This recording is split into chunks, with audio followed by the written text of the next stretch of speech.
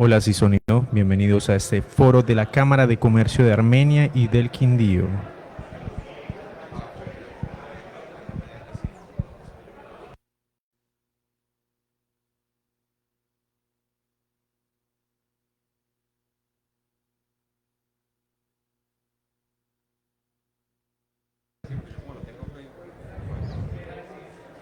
Bienvenidos a este foro de gerentes de la Cámara de Comercio de Armenia y del Quindío. En contados minutos daremos inicio.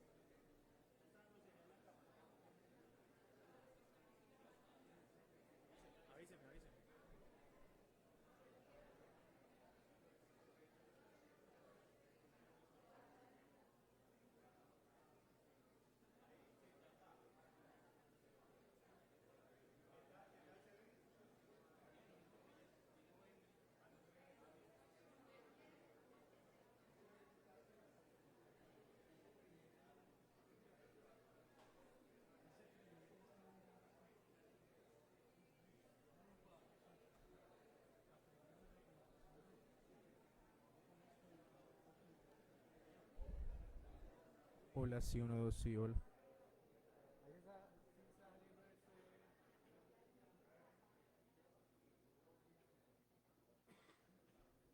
Hola, sí, uno, dos, sí, probando sonido. Hola, hola, hola, bienvenidos a este foro de gerentes de la Cámara de Comercio de Armenia y del Quindío.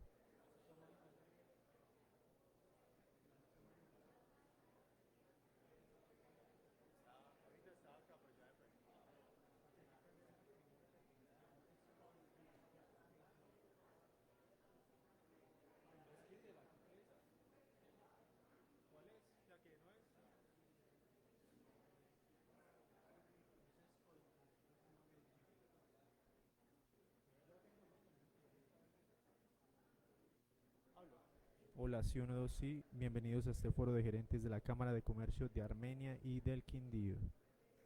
En contados minutos daremos inicio.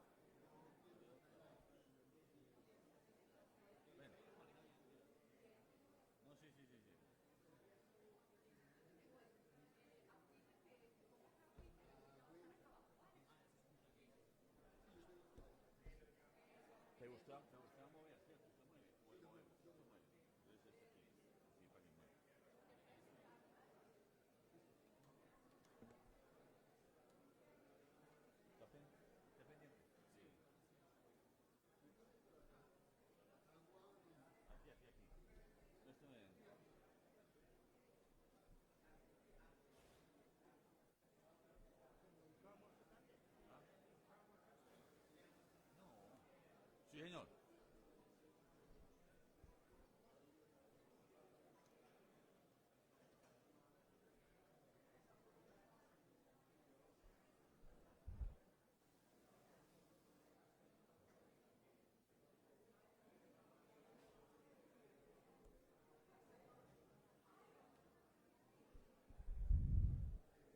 Bueno, buenos días.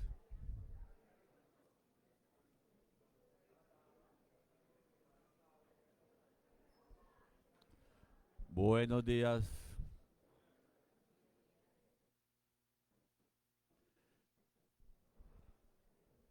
Bueno, un saludo para todos. Vamos a dar inicio aquí a nuestro foro de gerentes con,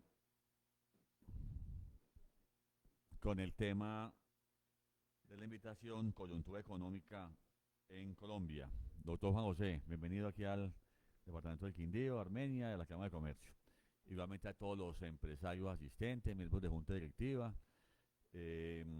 Saludo a Faber, que es nuestro aliado últimamente para traer personajes como el doctor Juan José. Sé que ustedes son muy amigos y gracias por toda la ayuda, Faber, en el contacto con el doctor Juan José. El doctor Juan José Chavarría es ingeniero de la Escuela de Minas de Medellín, Economía de la Universidad de Harvard, magíster en Economía de la Universidad de Boston, doctor en Economía de la Universidad de Oxford. Ok, ahora sí. Listo, vuelvo a empezar entonces. Estaba comentando que, o a todos pues bienvenidos lógicamente, igualmente al doctor Juan José, a la Junta Directiva, los que no me escucharon aquí, que Fabio y Trago le agradecemos que muy cercano al doctor Juan José y nos hizo el contacto y la alianza para esta reunión. El doctor Juan José es ingeniero de la Escuela de Minas de Medellín, Economía en la Universidad de Harvard, magíster en Economía en la Universidad de Boston, igualmente doctor en Economía en la Universidad de Oxford. Ha tenido diferentes cargos en la parte pública y privada. Fue gerente general del Banco de la República, igualmente miembro de su junta directiva, director ejecutivo e investigador de Fedesarrollo, consultor del Banco de Desarrollo de América Latina, la CAF, el BID, en la OEA igualmente. Fue viceministro de Comercio Exterior, también en el tema universitario, decano de la Universidad Nacional en Bogotá, igualmente docente, diferentes juntas directivas ha formado parte, ISAGEN, Banco de la República, etcétera. Y hoy en día además forma parte de una junta muy importante que sé que algo le preguntaremos sobre eso, el de la junta directiva de Ecopetrol. Doctor Juan José, el tema que usted va a tocar, pues lógicamente es un tema que todos los días estamos en el país y en el Quindío pensando, hablando, para dónde va la economía, qué sucede con todas las medidas que están saliendo, qué sucede con la visión del gobierno nacional. Así que gracias por venir y lo invito, por favor.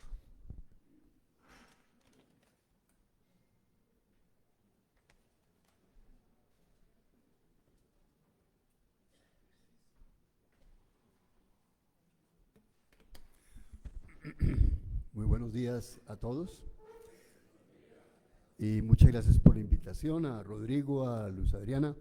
Yo conocí a Faber en la misión cafetera, donde pues eso me costó sangre. La última vez que estuve en Armenia estuve relacionado con la misión cafetera, donde decíamos dos o tres cosas que hoy yo creo que tienen más importancia que nunca. La primera, traten de que el café se desvincule del gobierno. Eso fue lo primero que dijimos. Lo segundo, menos Bogotá y más regiones. Sigo pensando que es importante. Y lo tercero, que era mucho más polémico, hay que producir también café robusto en los llanos. Eso decíamos. Eso casi me cuesta la cabeza, pero todavía estamos acá. Bien, entonces muchas gracias a Rodrigo, a Luz Adriana, a la Cámara, a Faber por la invitación. Yo tenía una presentación de 40 minutos, pero Luz Adriana me dijo que lo extendiera a 1 hora, cosa que normalmente no hago. Entonces vamos a tener muchos slides, pero yo lo que quiero es básicamente contarles un poco cómo se está viendo la economía colombiana desde casi que los temas de siempre. ¿Qué pasa con la política monetaria, con temas cambiarios, temas de crecimiento, política fiscal y las reformas propuestas por el gobierno Petro? Hay muchas, pero voy a hablar de salud y de pensiones. Y concluyo. Otra vez, voy a ir muy rápido sobre los temas centrales y lo que quiero es que, y si hay preguntas puntuales sobre un slide, por favor, pero la idea, entiendo, Rodrigo, es que al final, después de que yo hable 1 hora o un poquito menos, abramos la discusión. Y el mensaje central que yo hablaba con Rodrigo y Luis Adriana anoche es que hay mucho ruido, pero quizá hay que hacerle caso al ministro Cristo de miremos los hechos. Y tal vez así es menos complicado. Hay mucho ruido, por toda parte hay ruido. Yo me levanto todas las mañanas y uno queda como, hoy qué fue lo que dijo el señor presidente, y todo el día se discute eso. Y yo creo que los hechos no son malos, la verdad. Hay algunos complicados, pero en general, ahí vamos. Entonces, vamos a hablar de inflación. ¿Cuál es el problema grande de la inflación? Que cuando hay mucha inflación cambian mucho los precios relativos. El precio del pan sube con respecto al precio de las bicicletas y mucha gente se siente muy mal. Porque es que tengo las bicicletas y no el pan, y hay mucho lío cuando hay inflación. Y además la gente que tiene contratos que no puede reajustar, pues pierde plata con la inflación. Bien, ¿qué ha pasado con la inflación? Un chiste: cuando yo salí de gerente del banco, diciembre del 20, la inflación estaba en 1,5. Pero no era solo Colombia, todo el mundo estaba con inflaciones bajas. Salí del banco y se disparó en el mundo entero la inflación, las cadenas globales de valor, la pandemia, tantas cosas. La inflación se fue a 13, ha bajado a 7. El último dato dejó de bajar y eso lo relevó la prensa. Entonces, pues el pobre doctor Leonardo Villar está en problemas porque la meta del banco es 3. La meta del banco es 3 y puede estar entre 2 y 4, pero no en 7 y menos en 13. Cuando uno quita alimentos, de todas formas los datos no son buenos. No subió a 13, pero a 11 y hoy está en 7 y pico también, ¿verdad? El Banco de la República tiene estas proyecciones de inflación. Básicamente estar cerca de 5 y pico final de este año y estar ya en el rango de 2 a 4 dentro de 2 años. ¿Por qué dentro de 2 años? El Banco de la República podría causar una recesión hoy y poner la inflación en 3, pero el banco mira crecimiento, mira inflación. ¿Y por qué no mucho más de 2 años? Porque si el banco se demora mucho, la gente empieza a pensar que el banco no va a hacer la tarea y que la inflación se va a quedar en 7, en 8 y ya es costosísimo bajarlo. Entonces, en esencia, lo que hace la Junta del Banco es tratar de que la inflación vaya bajando poco a poco a 2 años. Eso es lo que se ve. De todas formas, la inflación en Colombia hoy es muy alta comparado con el resto del mundo. Colombia está en una inflación que, miren ahí, pues hay unos países con más inflación todavía, que incluso ha bajado, por ejemplo, en Turquía. Siempre Argentina y pues está Rusia, pero la inflación en Colombia hoy es todavía muy alta a nivel internacional y muy lejos del 3%. ¿Qué es lo que ha pasado? Pues hay choques. Cuando uno mira, alimentos se fueron al 26%, luego cayeron a 2%. ¿Y por qué dejó de bajar la inflación total? Porque alimentos ha vuelto a crecer un poco. Ya está por encima de la meta también alimentos, está en 5%. De manera que ese es un choque complicado.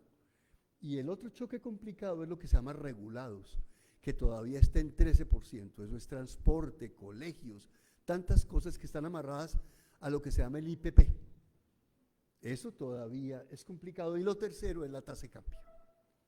El tercer choque y salario mínimo, de eso depende un poco la inflación. Ya vamos a hablar también de salario mínimo. En tasa de cambio, pues lo que vemos es que la tasa de cambio ha bajado bastante. Yo le decía ayer a Rodrigo que predecir la tasa de cambio es imposible. Hace un año y medio yo le decía a todos mis amigos que compraran dólares y pues eso no pasó. Es difícil de explicar por qué no pasó, por qué pasó lo que pasó, pero una explicación es lo mismo que pasó en Brasil. Cuando llegó Lula, la tasa de cambio se fue en el 2002 arriba y volvió a bajar. La gente se sobreasusta con lo que va a pasar. Esa es una explicación posible de que pues las cosas no están tan graves como uno podría llegar a pensar que podrían estar. La tasa de cambio entonces ha bajado, ha subido un poquito recientemente, se mueve mucho con la de América Latina, ¿verdad? Si ustedes ven la tasa de cambio en América Latina y en Colombia, se mueven parecido, claro, cuando llega el gobierno Petro se dispara, ha vuelto a bajar, y miren que los movimientos no son muy lejanos. No depende tanto del precio del petróleo, lo cual ocurrió en el pasado, sino mucho de riesgo. Y ese riesgo ha bajado, a pesar de los discursos del doctor Petro. Entonces les voy a mostrar un pequeño slide, esto lo tomo de Juan Carlos Echeverri, y adiciono uno que se llama Poder Constituyente, ese lo puse ahí abajo. Pero ¿qué dice Juan Carlos, qué ha dicho el doctor Petro? No a nueva exploración de petróleo, controles de capitales, posibilidad de que los congresistas pudieran ser ministros y cambiar de partido, sacrificio de las EPS, marchitamiento de los administradores de fondos de pensiones, aumento de los costos laborales por dominicales y nocturnos, dificultar el despido de trabajadores, comprar 3 billones de hectáreas y repartirlas a campesinos, usar emisión del Banco de la República para pagar actores del conflicto, premiar con $1 millón de pesos mensuales a los delincuentes, pone Juan Carlos Echeverri, y liberar de la cárcel a los vándalos de las protestas, pone Juan Carlos Echeverri, y yo adiciono Poder Constituyente. Esto es como para uno morirse del susto, ¿no? Pero, pues la gente dice, pues de pronto hay mucho ruido, y la tasa de cambio, ahí va, parecida a la de América Latina. Entonces yo creo que un mensaje, otra vez que hablaba con los doctores de la Cámara, es pues a trabajar todos los días, a trabajar todos los días y va pasando, esto va pasando. Y claro, hay que trabajar y trabajar bien. De todas formas, la tasa de cambio en la mayoría de los países se ha revaluado mucho con respecto al dólar. Colombia es uno de los que menos. Es decir, la tasa de cambio ha bajado, pero menos que en otros países. Entonces sí hay un tema de riesgo ahí, de temores, porque en términos relativos el mundo entero está fortaleciendo sus monedas frente al dólar, como en Colombia, incluso menos que en otros países. Bien, el otro tema es el salario mínimo, por supuesto que tiene que ver con la inflación, y es que el salario mínimo real, o sea, quitando la inflación, subió 3.8% en el último año del gobierno Duque y subió 6.2% en el 2024. Se estima que va a subir 6.2%. Esto es complicadísimo para los empresarios, por supuesto. Si hay algo que tiene que ver con desempleo e informalidad en Colombia, es el tema del salario mínimo, por temas que luego podemos discutir. Pero esto es complicado y es complicado para la inflación también. Lo otro es el Banco de la República está haciendo su tarea, comenzó a bajar la tasa hasta 11.25 desde 13, es el único país de América Latina que ha comenzado a bajar tasas desde 2 dígitos de inflación. ¿Y cuánto más? Los mercados están esperando esto. Los mercados están esperando que si hoy tenemos 10.75, bajemos hasta 7 y pico a mediados del 2025. O sea, el banco va a ir bajando tasas a medida que vea espacio para bajarlas, para que en 2 años estemos más o menos entre 2 y 4. De todas formas, muchas de las tasas han bajado más que la tasa del Banco de la República. Si ustedes ven las barritas verdes, son más para abajo que las barritas moradas. Las moradas son la tasa del banco, las verdes son, en este caso, la tasa ordinaria y la de tarjetas de crédito. Tomé 2 ejemplos. Entonces las tasas de los bancos han bajado más que las del Banco Central. Y finalmente, para terminar con lo monetario, el crédito. El crédito está mal, ha caído mucho en términos reales, quitando inflación, y en particular el crédito de consumo está cayendo 11%. O sea, aquí no hay buenas noticias. Muy bien, primer capítulo, inflación. Ese es el resumen. Todo el mundo entendió, no hay buenas noticias comparado con el mundo, pero ahí vamos. Y al banco le toca hacer su tarea. No importa lo que diga la Sobancaria, ni el gobierno, ni los gremios, al banco le toca hacer su tarea. Y es bueno que lo haga y para eso se creó. Muy bien, segundo capítulo, crecimiento económico. Entonces, este gráfico muestra dos cosas. ¿Cuál es el PIB per cápita en Colombia comparado con América Latina? Desde 1990. Y luego, ¿cuál ha sido el crecimiento año a año de Colombia y de América Latina? Y lo que se ve es que Colombia ha crecido mucho su PIB per cápita y hoy estamos igual que el promedio de América Latina. Antes era mucho menos. Es decir, algo hemos hecho bien en estos 200 años, como diría el doctor Petro, ¿no? O como no diría el doctor Petro. América Latina, Colombia ha crecido bastante más que la región. Hay países como Chile y Perú, sobre todo Chile en el pasado, y Perú en las décadas recientes, hasta hace poco, que crecieron más que Colombia, pero Colombia lo ha hecho bastante bien en materia de crecimiento.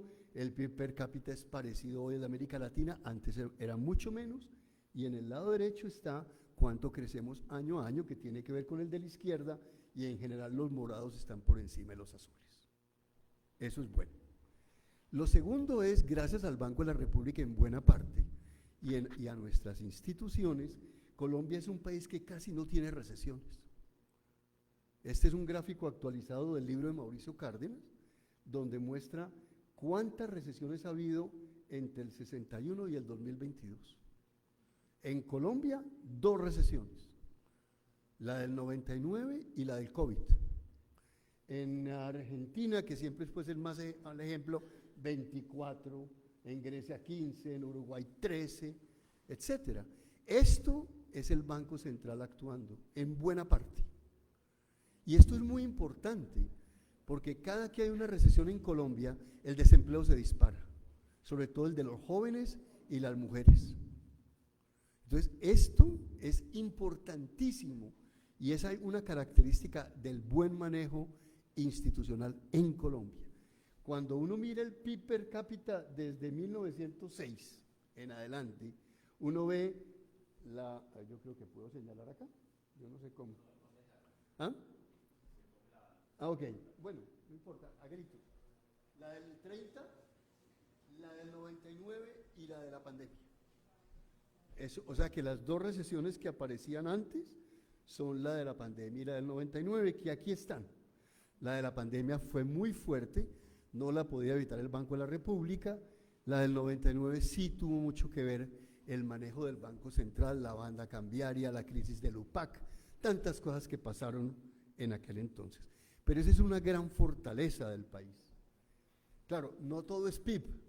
Y cuando le preguntan en Latinobarómetro a la gente cuáles son los principales problemas del país, la gente dice, esto es 2018, sería bueno mirarlo hoy, sospecho que es muy parecido.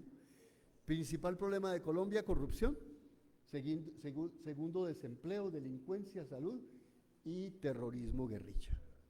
Eso es diferente a lo que pasa en América Latina, donde está, bueno, algo tiene que ver, pero es un poco diferente, sobre todo corrupción.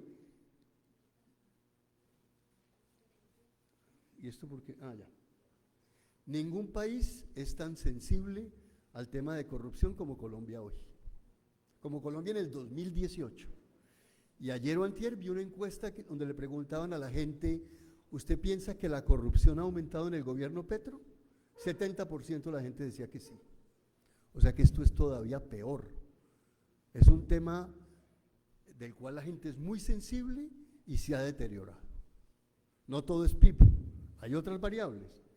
Y el otro tema es violencia, por supuesto. Este es un gráfico del Economist que me dicen que está un poco exagerado, pero que es muy interesante. y que dice que las muertes violentas y los secuestros, miren el pobre doctor Pastrana en el 2000. Así, eso es lo que vivíamos. Y miren cómo bajó muchísimo el tema de violencia y de secuestros. Yo recuerdo reuniones del Banco de la República con empresarios por todo el país que teníamos, algunos de ustedes nos acompañaban, donde el tema era los secuestros, todo el tiempo.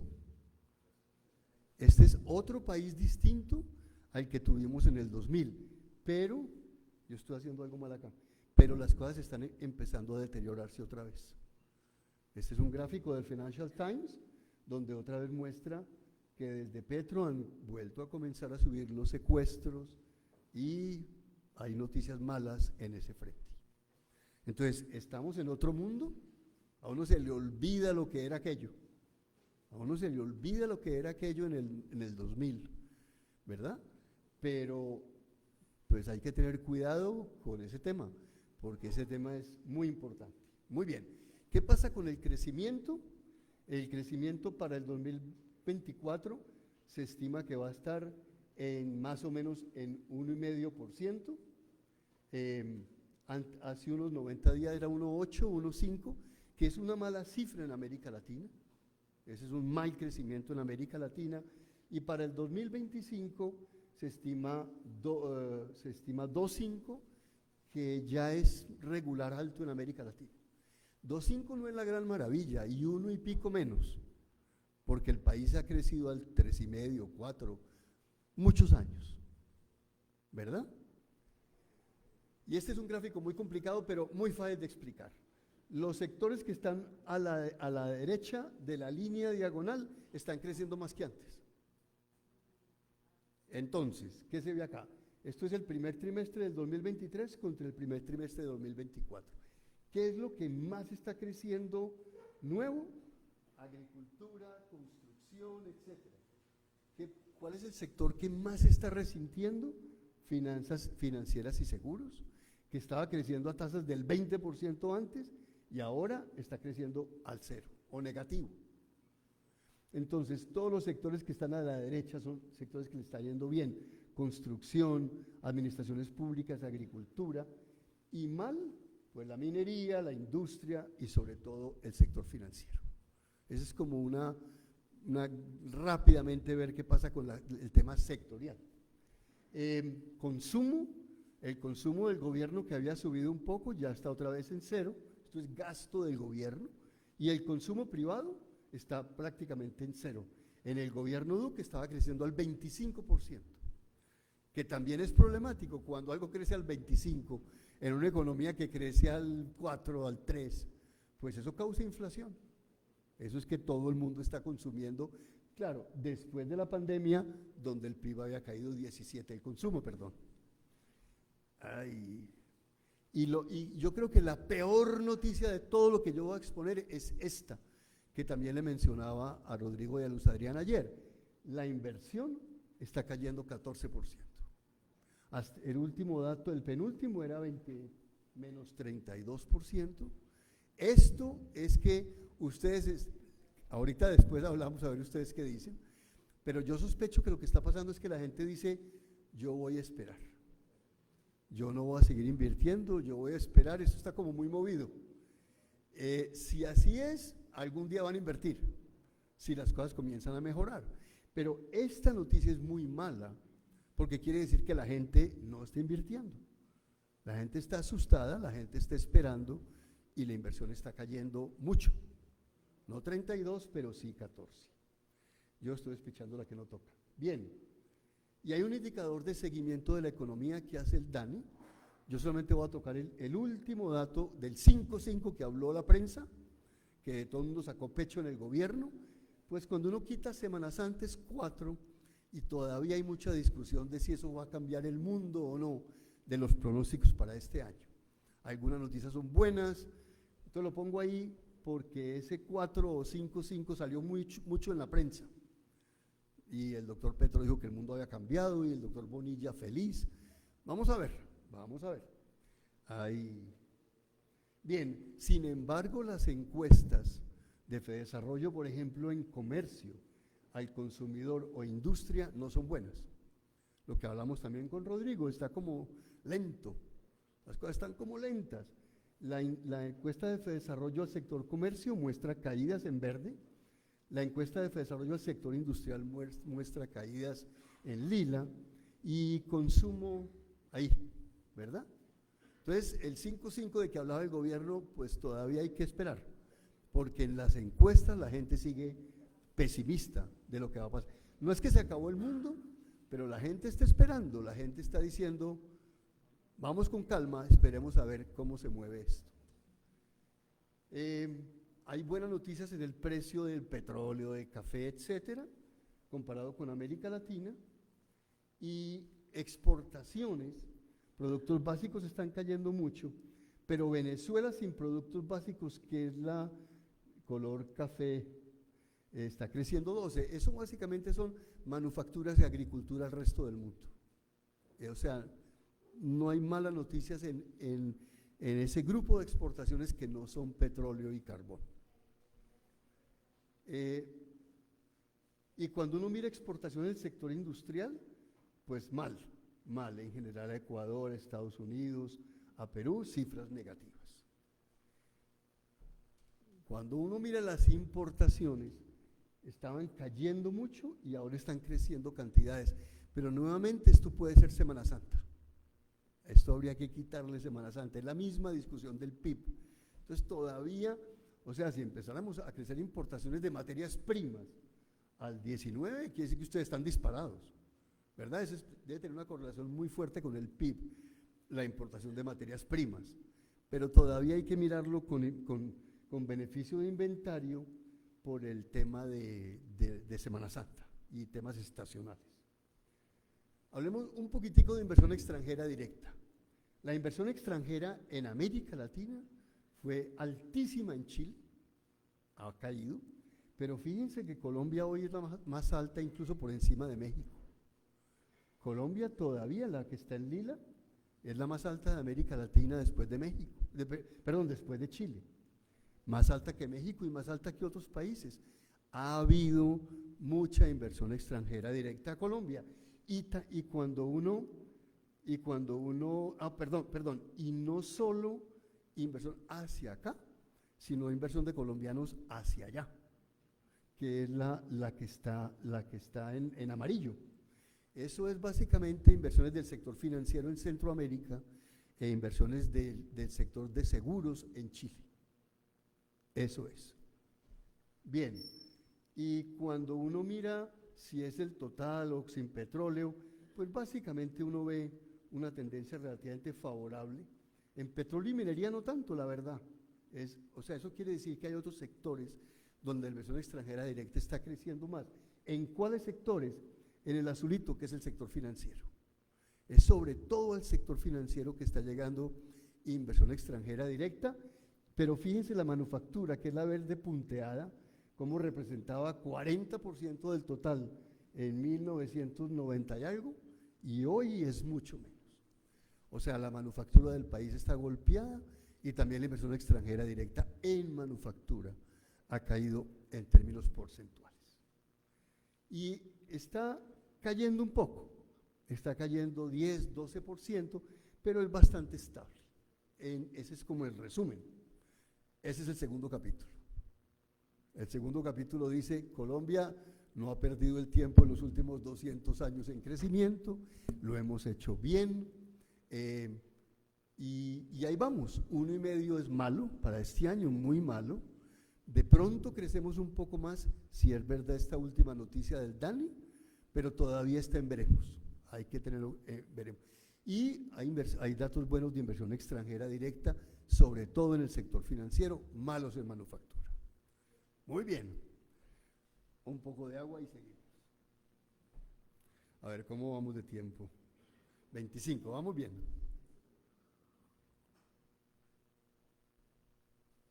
Vamos a hablar del tema fiscal, que es un poco más aburridor, pero como ha habido tanta discusión de la regla fiscal, de si el gobierno está haciendo la tarea, qué pasa con los impuestos, vamos a cubrir un poco también ese tema.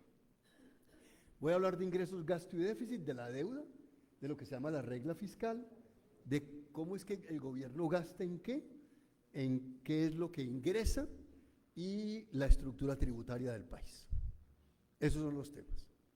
Entonces también es muy simple de presentar, es muy aburridor, pero es muy importante. Entonces, lo primero, el marco fiscal del 2021, había un gran optimismo y se decía que la DIAN iba a hacer maravillas. O sea, lo primero es que el ingreso grande del país es tributario, ¿verdad? Que es lo que está en gris. Pero había noticias de que, si ven lo que está en naranja, se llama modernización y gestión de la DIAN. Todos los gobiernos cuando hacen sus proyecciones dicen que ahora sí van a lograr modernizar la DIAN.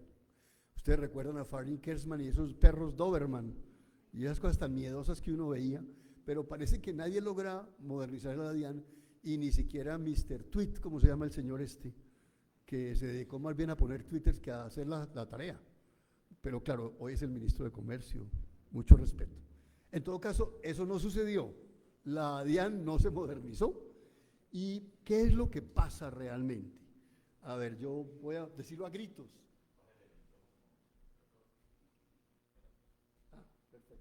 Mejor todavía. Muy fácil de explicar. El gobierno pensaba que iba a tener ingresos totales de 20% del PIB y fue 17%. El gobierno pensaba que iba a tener ingresos tributarios de 19% del PIB y fue 15%. Ese es el resumen de lo que pasó. Entonces, pues al doctor Bonilla le tocó decidir entre incumplir la regla fiscal o recortar también el gasto. ¿Verdad? ¿Ahí se oye? ¿Ahí se oye? Aló, ¿se oye? O no cumplir la regla fiscal o recortar el gasto, y el gobierno sigue diciendo, el doctor Bonilla, que la regla fiscal se va a cumplir. Ya vamos a hablar un poco más de qué significa eso. ¿Por qué el ingreso fue menor? Cuando uno compara el presupuesto contra lo que se llama el Plan Financiero 2024, o cuando compara el Plan Financiero con lo que se llama el Plan Financiero de mediano plazo, uno que encuentra que hubo primero el tema de las regalías de Ocampo. Ocampo trató de que Ecopetrol y las petroleras pagaran impuestos sobre regalías, la Corte lo tumbó. Afortunadamente, eso era ilegal. Segundo, hay un tema de menor tasa de cambio, también eso influye porque en algunos casos influye. Hay el tema de recaudo no petrolero que se cayó, mucho tweet, poco DIAN, y hay el tema de los litigios. El gobierno apostaba que iba a haber un montón de ganancias por litigios que nunca ocurrieron, ¿verdad? Y cuando uno mira al otro lado, también habla de menor recaudo, habla de la gestión de la DIAN, habla de los litigios, básicamente, pero hubo una caída de 1.67% del PIB o de 2% del PIB. Eso es un montón, esos son dos reformas tributarias. En una reforma tributaria se recolecta más o menos un punto del PIB. O sea que lo que se cayó el recaudo es un montón, dos reformas tributarias. Muy bien. Colombia, hablemos de impuestos, Colombia es un país que paga pocos impuestos, ¿verdad? Es azul, que es mucho menor que América Latina y muchísimo menor que los países ricos de la OECD, ¿verdad? Colombia pues paga 18, América Latina 21 y los países ricos de la OECD 33, último dato. ¿Por qué paga bajos impuestos Colombia? No por las tarifas, que son normales, sino porque hay mucha evasión y mucha elusión. Ya vamos a hablar de qué es eso. Pero hablemos un poquito de la estructura. Aquí está el impuesto de renta como porcentaje del PIB, las utilidades de las empresas, IVA y otros. ¿Y cuál es el resumen? En Colombia la gente paga muy poca renta, las empresas pagan muchos impuestos y en IVA es más o menos normal. IVA más otros. Entonces todos los gobiernos dicen lo mismo, hay que bajar las tarifas a las empresas para que haya menos impuestos a las empresas y hay que ponerle más impuestos a la gente. Y yo creo que además hay que quitar excepciones del IVA, pero ahorita hablamos de eso. Entonces, diagnóstico de impuestos, no son las tarifas, el 19% en IVA es normal, el 32% a las empresas es altísimo y en renta a las personas es más o menos promedio en el mundo, ¿verdad? Pero hay mucha evasión, en Colombia se pagan la mitad de los impuestos que se debían pagar, esos son 7 puntos del PIB, y hay mucha elusión, otros 7 puntos del PIB. ¿Qué es la tal elusión? Pues que la gente de altos ingresos en Colombia va al supermercado y no paga impuesto del IVA sobre alimentos. Eso es absurdo. Toda la gente debe pagar el 19% y estratos 1 y 2 de Sisbén muestran la cédula y no les cobran impuestos. Y se acabó el problema. Estratos 1 y 2 muestran la cédula y no le cobran impuestos de la leche ni de alimentos. Y la gente de altos ingresos pues paga el 19%. Pero vaya, hágalo. Eso le costó el puesto a Carrasquilla. Y en el gobierno de Petro eso no se va a tocar, por supuesto. Pero algún día tendremos que pagar impuestos al consumo. Sobre todo la gente de altos ingresos que hoy está enormemente subsidiada en el tema del IVA. Y en Colombia además hay una característica y es que la gente empieza a pagar impuestos cuando ya es muy rica en términos relativos. Este es un gráfico del Financial Times que muestra que la gente en Colombia solamente empieza a pagar impuesto de renta después de 3 salarios. En los Estados Unidos es cero nada. Todo el mundo paga impuestos. Si es muy rico paga muchos, si es muy pobre paga poquito, pero todo el mundo paga impuestos. En Colombia no. Y eso también incide sobre los impuestos totales. Ahora, el gasto total se disparó en la pandemia y sigue alto. Y si uno mira la historia de Colombia desde 1907, era 5% del PIB y hoy es 25%. ¿Verdad? O sea, cuando uno mira a largo plazo, Colombia fue un país ejemplar en poco gasto como porcentaje del PIB.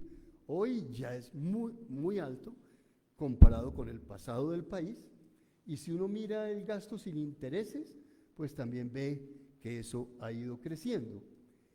Y aquí hay un punto, y es que lo que se llama el gasto primario es antes de pagar intereses, pues ese no ha crecido tanto.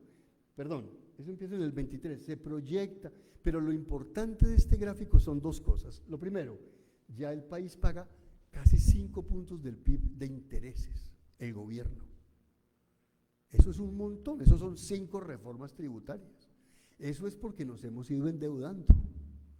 Y como nos hemos ido endeudando, ya el gobierno tiene que pagar cada año 5 puntos, 4.39, 4.7 este año de intereses. Y lo segundo es lo que se llama FEPEC, que es el precio del petróleo. Eso es lo que está en amarillito. El gobierno Duque no hizo la tarea, no ajustó los precios de la gasolina, eso casi quiebra Ecopetrol y le causó un enorme problema fiscal al gobierno. Esto hay que abonárselo al gobierno Petro. El gobierno Petro ha subido el precio de la gasolina, incluso por encima del internacional, ¿verdad? Eso se mueve, ha vuelto a bajar, pero hoy el precio en Colombia de la gasolina está incluso por encima del internacional. Y eso lo hizo el gobierno Petro. Duque no tocó esos precios. Claro, siempre tenemos problemas y a cualquier gobernante le da miedo tocarlos. Y eso hay que abonarlo al gobierno Petro. En ACPM no se ha hecho ese ajuste. El gobierno ha hablado de que va a hacer 1 o 2 ajustes este año. Y eso hay que hacerlo.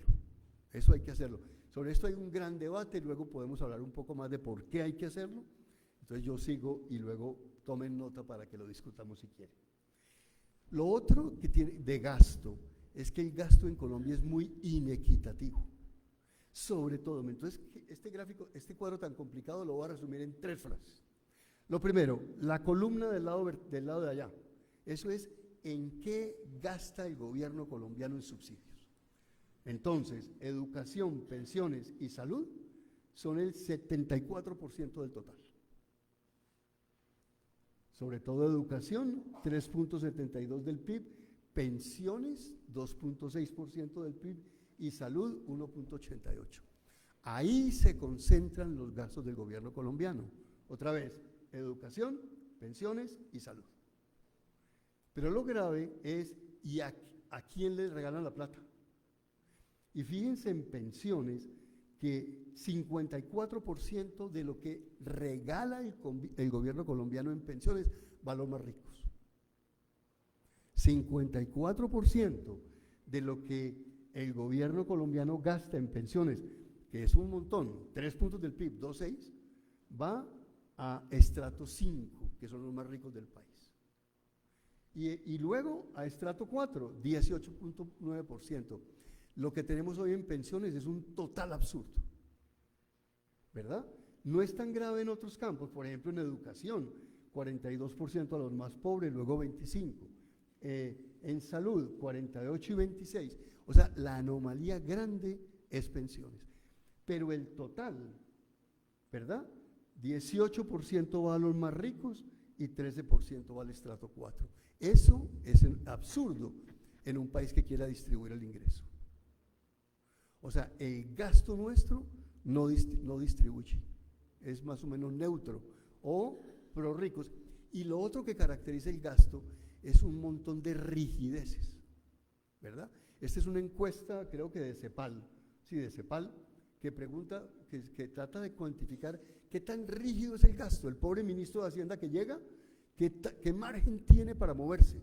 Y es muy poco, por vigencias futuras, por salud y educación, por el SENA, por salarios públicos que no pueden bajar por debajo de la inflación. Entonces, el pobre ministro de Hacienda que llega está muy amarrado en cómo va a gastar. Y este es un gráfico de la CARF, del Comité de la Regla Fiscal, pues que muestra que ese grisecito de arriba, que es el margen de flexibilidad que tiene el gobierno, es mínimo. El resto está amarrado. Entonces, pobre ministro de Hacienda, a ustedes también les da un poco de tristeza espero. Bien, ¿y qué es lo que ha pasado con el tema tributario? Esto es muy complicado, pero si ustedes ven, hay una brecha. Gracias. Hay una brecha muy grande que se abrió acá entre ingresos y gastos. Entre ingresos y gastos. El gobierno general y el gobierno central. Es decir, en el tiempo de la pandemia, con razón, se gastó mucho más. Pero entonces eso hay que pagarlo. Eso hay que pagarlo. Y ese es el problema en que estamos hoy. Por eso, miren la deuda del país desde 1923. Este era un país muy poco endeudado hasta la Constitución del 90, bueno, más después, ¿no? 1998 empieza eso a crecer, después baja y vuelve y sube. Y las proyecciones es que vamos a seguir endeudados. Casi 60% del PIB. Los cálculos que hay es que uno más o menos después de 50 para arriba, mal. Y ya estamos en 60 y no estamos bajando. En parte por eso estamos pagando 4% de intereses del PIB cada año. Y el pobre gobierno tiene que dedicar 4 reformas tributarias a pagar intereses. Creo que Petro también dijo que algún día había que dejarlos de pagar, no me acuerdo bien. Ese también estaría en la lista, ¿no? Es verdad que lo dijo, ¿no? O lo insinuó como siempre. Vía Twitter, que es lo grave, vía Twitter. Muy bien. Y la deuda en Colombia no es la de Brasil, pero es alta. Y es mucho más alta que en Chile y Perú. Bien. Reglas fiscales hay por todo el mundo. Eso no es pues algo que nos inventamos en Colombia. La regla fiscal, ¿qué es? Es un poco como el Banco de la República que tiene una meta de 3 y va a estar entre 2 y 4, la inflación al futuro. Y si no es 3 y no está entre 2 y 4, el banco tiene que explicarle al país por qué no y cuándo lo va a hacer. Eso es. Y todos los países del mundo tienen reglas fiscales. ¿Cómo opera una regla fiscal? Esto, no se asusten con este gráfico, es muy simple. Otra vez, por favor. Y básicamente dice que si todo estuviera perfecto, el déficit fiscal debía ser 2.2, 1.9, algo así. Pero como estamos mal en precios de petróleo, le vamos a dar una gabela. Y si estamos mal en PIB, le vamos a dar una gabela adicional. Eso es la regla fiscal. Otra vez, si el mundo estuviera bien en petróleo y bien en crecimiento, debíamos ser muy serios. Pero como hay ciclos de precio del petróleo y ciclos del PIB, le vamos a permitir ser un poco más laxos en tiempos difíciles. Eso es la regla fiscal. Para el 2023, para el 2024 creo que es, no sé, sí, para el 2024, le dicen al gobierno, usted puede tener un déficit de 4.3. Y si sin intereses, etcétera, etcétera, y sin petróleo, debía ser 1.2. O sea, ese 1.2 es como es. Pero le vamos a permitir que sea 4.3 por el petróleo, por el crecimiento del país, etcétera. Muy bien. Tercer capítulo, Churiao. ¿Qué es lo que dice? Dice que los ingresos se cayeron, están por debajo de lo que el gobierno pensaba, los impuestos de Ocampo, muchos no se materializaron por las regalías de petróleo, que tumbó la Corte, no, los pronósticos de que ahora sí la DIAN iba a operar tampoco se materializaron, mucho tweet, poco trabajo, y el gobierno tiene que recortar si quiere cumplir la regla fiscal. Si no se cumple la regla fiscal, estamos en problemas. ¿Por qué? Porque hay grandes inversiones internacionales en Colombia apostándole al país. Y esos señores no conocen mucho Colombia, pero sí miran si el gobierno cumple sus compromisos o no. Y por eso es tan importante que se cumpla, y por eso el ministro Bonilla ha dicho que se va a cumplir, ¿verdad? Bien. Último capítulo, las reformas del doctor Petro. Vamos a hablar de salud y de pensiones. Anoche no traía salud, pero Adriana me convenció de extenderlo un poco, entonces vamos a hablar también de salud. Bien, el problema no es de dinero.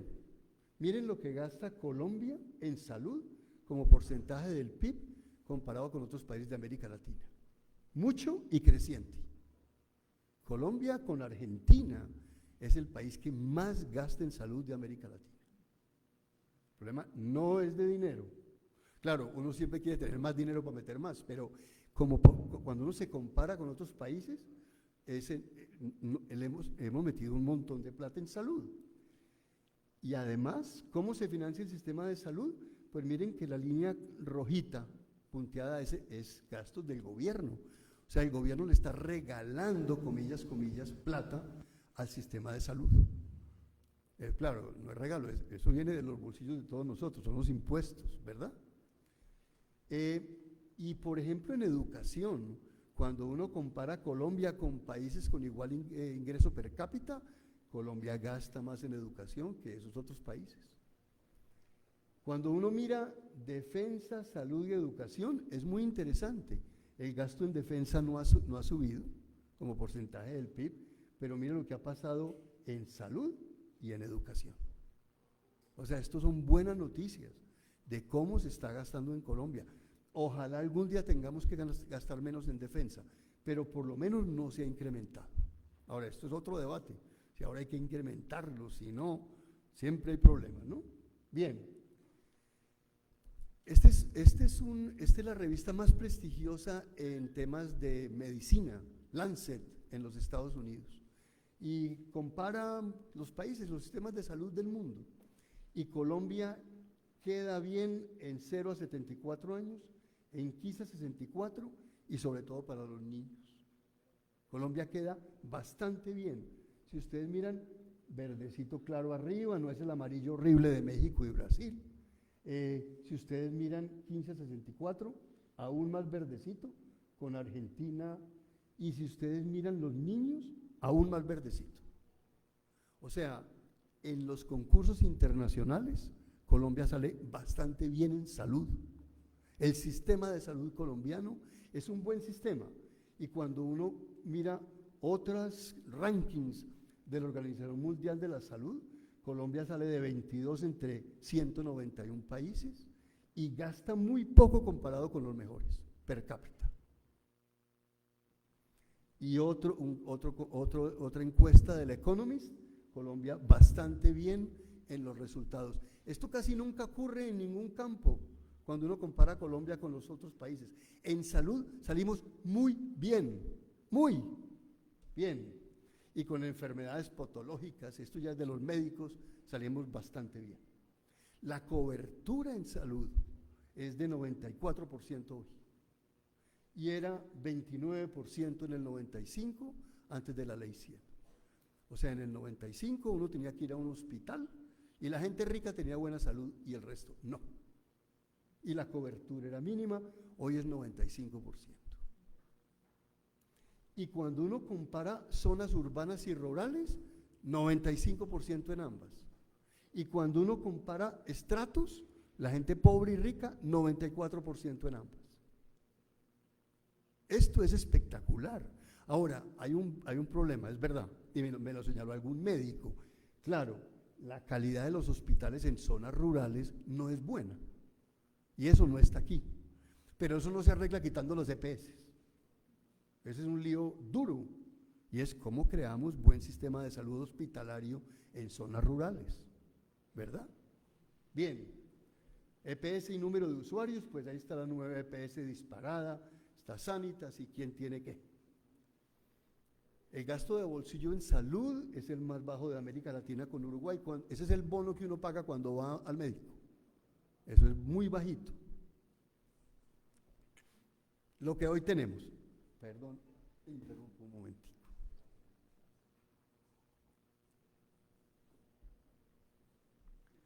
Esto, básicamente, lo que hoy tenemos, como lo decía algún viceministro en una entrevista con María Isabel Rueda, es que antes el gobierno le daba la plata a los hospitales y uno iba al hospital y ya lo maltrataban.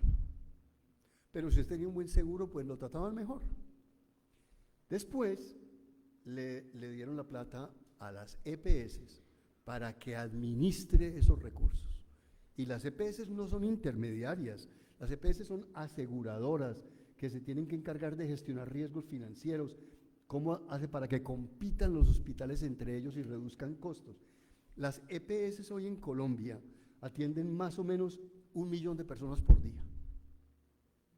1 millón de personas por día atiende el sistema de salud colombiano. Esto es lo que Petro quiere acabar, que porque son pues parásitos intermediarios, eso es como lo que uno oye, ¿no? No, las EPS juegan un papel fundamental en tratar de asignar recursos, competir, qué médicos compiten. Si usted le va mal con un médico, ¿cómo lo trasladan a otro? O sea, ellas cumplen un papel importantísimo en el sistema de salud. Ahora, ¿cuál es la caricatura general de lo que ha pasado en salud? Lo primero, lo que cada gobierno destina a salud ha crecido, en términos reales. Ha crecido, siempre. La unidad de capitación, que es lo que le da el gobierno a cada hospital y EPS por paciente, ha subido por encima de la inflación. Sin embargo, los gastos en salud han crecido más. Y han crecido más fundamentalmente porque en Colombia todos los pacientes en cualquier enfermedad los atienden.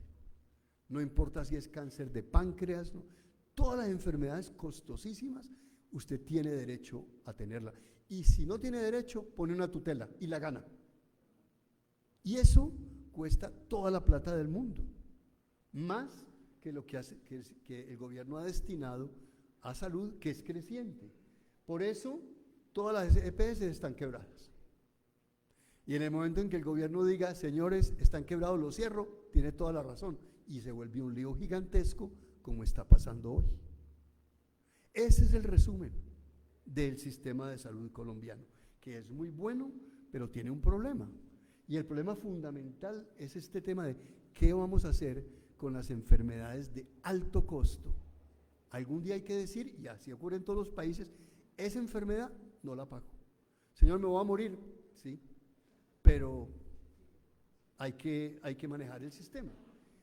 Y realmente las EPS han gastado más de lo que les ingresa, aun cuando se quitan gastos administrativos. Y eso ha costado 5 billones de déficit. Todo lo que esté por encima de 100 es mal, ¿verdad? 102.34 quiere decir que de cada 100 pesos que recibieron, 2.5 es pérdida. Y eso cuesta un montón de plata, por eso están quebradas.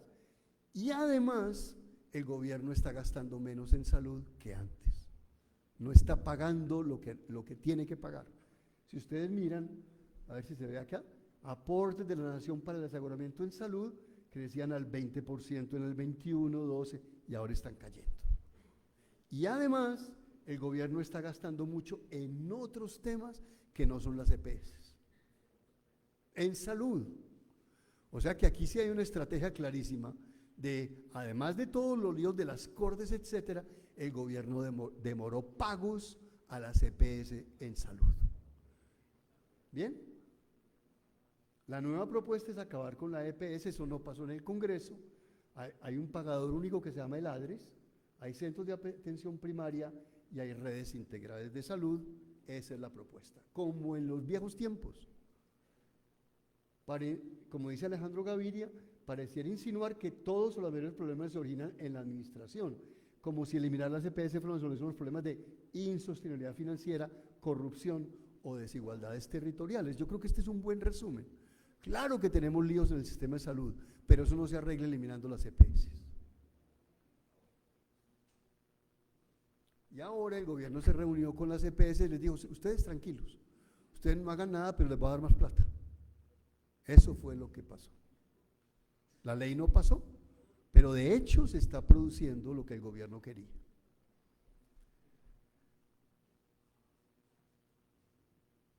Y entonces hay un montón de cuentos de que ahí va a haber coordinación con las secretarías de salud, pero nadie dice cómo es que se va a hacer y qué pasa si no hay coordinación.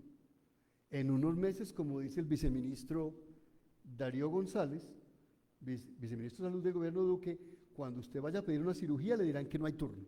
Se agotaron los medicamentos. Esta conversación ocurría, pero entre hospitales y EPS, no con los pacientes. Hoy va a ser con los pacientes y vamos a estar en lío.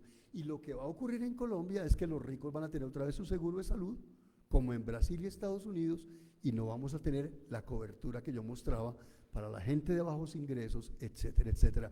O sea, tenemos un sistema de salud, comillas, maravilloso, y lo vamos a acabar, porque así es Colombia.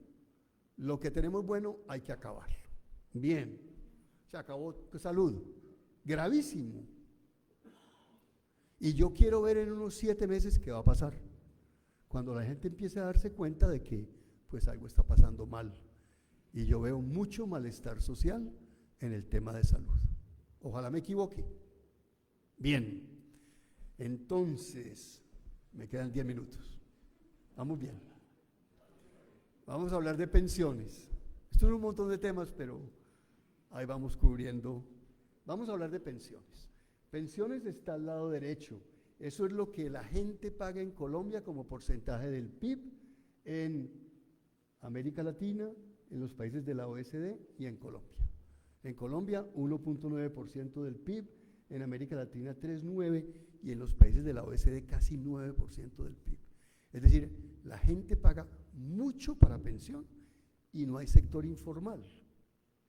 Es que el sector informal no paga, así se define, no paga plata para pensiones.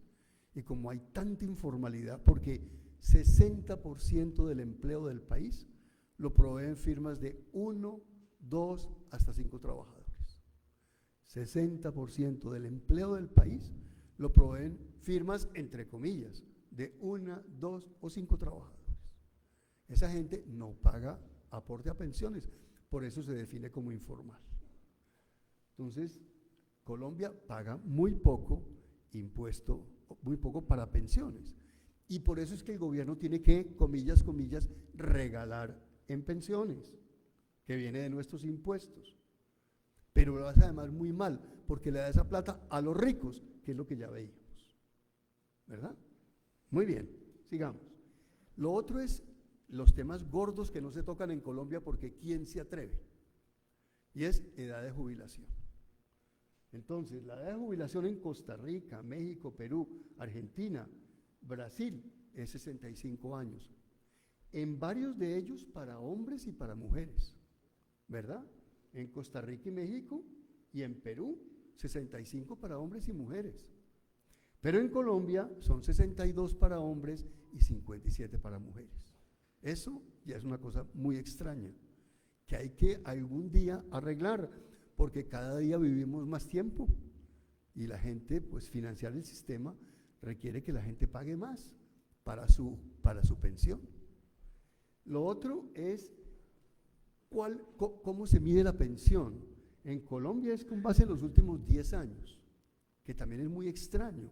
En la mayoría de países es 25, 27, en Estados Unidos 35, Portugal 40. Y eso es grave porque son los últimos 10 años que son los mejor pagados. Si se tuviera una historia más larga, pues no es tan oneroso para el sistema de pensiones. Claro, es menor pensión, pero pues es que tenemos un lío grande, ¿no? Y Colombia tiene cosas bastante atípicas. Lo de 10 años para el cálculo es muy extraño en el mundo de hoy. Muy bien, lo otro es, el problema de pensiones no es solo con pensiones. Cuando uno mira los maestros, lo que se llama el FOPEP, que es las viejas entidades como la Caja Agraria, me imagino que la Flota, yo no sé cuántas hay ahí, pero eso es un montón de plata. Y solo este grito es por pensión. Pero hay un montón de líos adicionales de los cuales nadie habla, ¿verdad? La otra historia es que los fondos privados han hecho un montón de dinero y hoy tienen el 30% del PIB en activos. Pero un gran porcentaje de ese dinero son utilidades del pasado. O sea, lo han invertido bien. Y cuando uno compara cómo han invertido los fondos de pensiones comparado con otros países, lo ha hecho mejor Colombia. ¿Verdad? Otra vez repito, es un montón de plata bien manejada.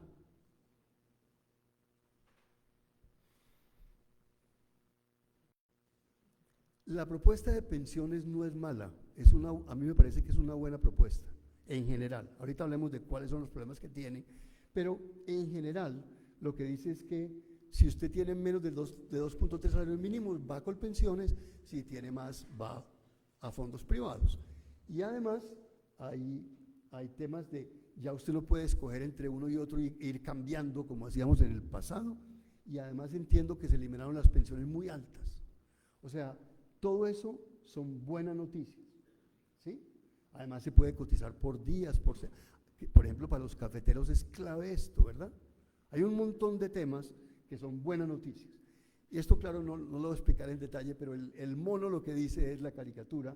Al lado de allá están los viejitos de Petro. Eso es nuevo, eso es muy importante. Eso no había que hacerlo en la reforma pensional, es un tema presupuestal. Pero está bien que se haga. Hay un montón de señores que antes no tenían un peso, ahora les van a entregar una pensión, y hay una gente que no va a lograr tener su pensión porque no cumple semanas, que también va a tener un tratamiento especial. Eso es bueno. También es bueno lo de los 2.3 salarios mínimos. Claro, Fedesarrollo hablaba de 1.2, pero Petro hablaba de 4. Y claro, si es 4, pues todo el mundo se va para Colpensiones y se quiebran los fondos privados. 2, 3 no me parece mal, ¿verdad? Ahora, ¿cuál es el gran problema de la reforma pensional? Esta acá, que se llama indígenas, afro y campesinos.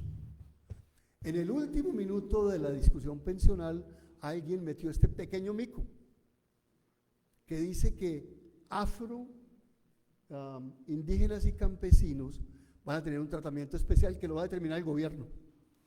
Y en Colombia, pues todo el mundo es campesino, ¿no? 40% de la población está ahí.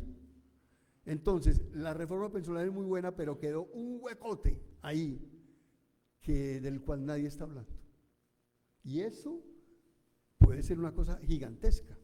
Bueno, ¿cuánto cuesta? Pues 1 punto del PIB, que es una reforma tributaria, por año. Y ahí está lo que se llama el pilar contributivo, que es Colpensiones, o el pilar semicontributivo y solidario, que son los viejitos de Petro o la gente que no cumplía las semanas que tocaba. ¿Qué es lo que va a pasar? La línea amarilla es el diferencial entre nuevos ingresos para Colpensiones y nuevos gastos de Colpensiones. Entonces, fíjense que la línea amarilla le va a entrar un montón de plata a Colpensiones por allá hasta el año, ¿qué? Por allá hasta el año 49. Y después a pagar un montón de déficits. Entonces también hablaba yo con Rodrigo y Luz Adriana ayer, esto es un montón de plata para el doctor Dusan. Él dice que no hay problema, que eso está muy bien. No, muy mal manejado. Colpensión es una entidad muy mal manejada, a la cual le van a entrar un montón de plata en los próximos 25 años. ¿Verdad? Y este es un problema, por supuesto que es un problema. El ahorro nacional, cuando uno va a un fondo privado, eso es un ahorro. Cuando yo estoy joven pongo plata ahí y cuando me retiro la quito, eso es un ahorro. Pero en Colpensiones no hay ahorro. Los jóvenes financian a los viejos. Y cada vez tenemos menos jóvenes y más viejos. Entonces ahí hay otro lío, ¿verdad? Bien. El pasivo pensional subirá desde 150% del PIB a 205.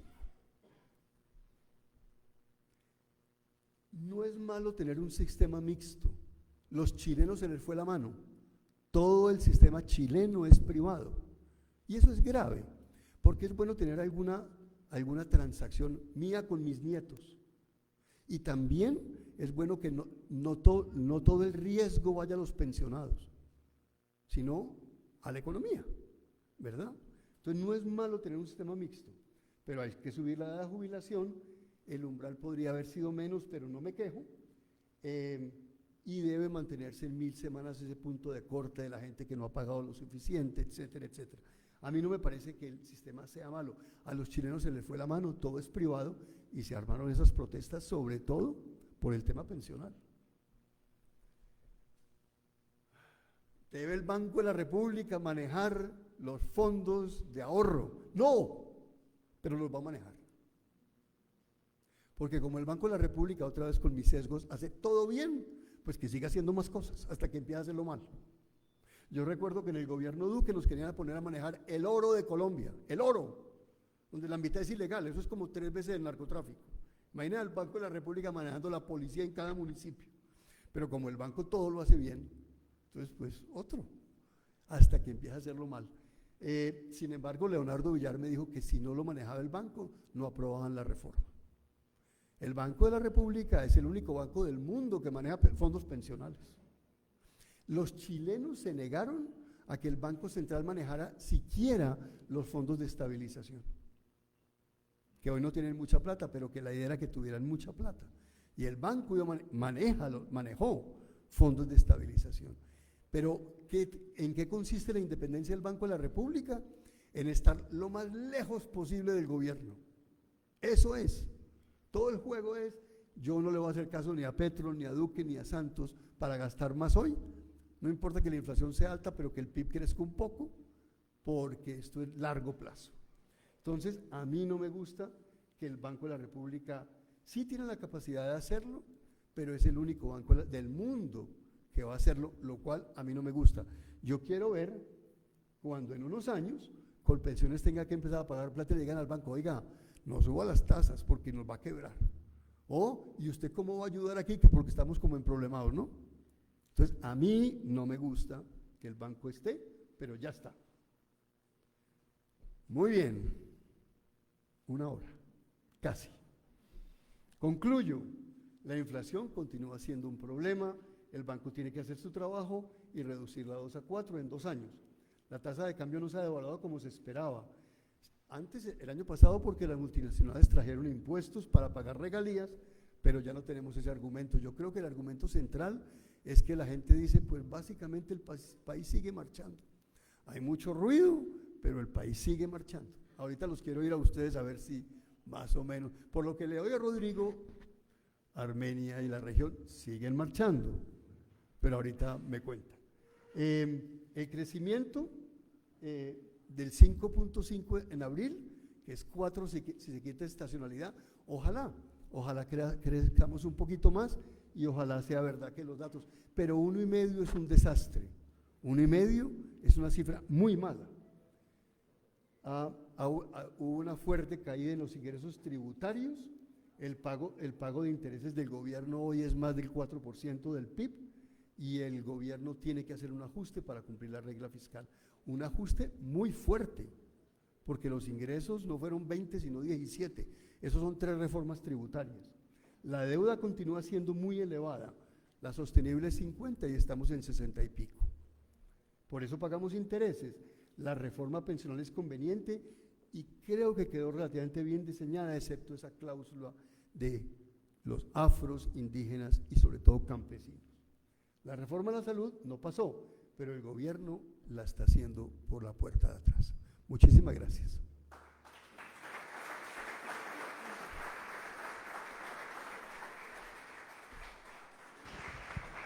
Bueno, doctor Juan José, muchas gracias por la información, la explicación, además súper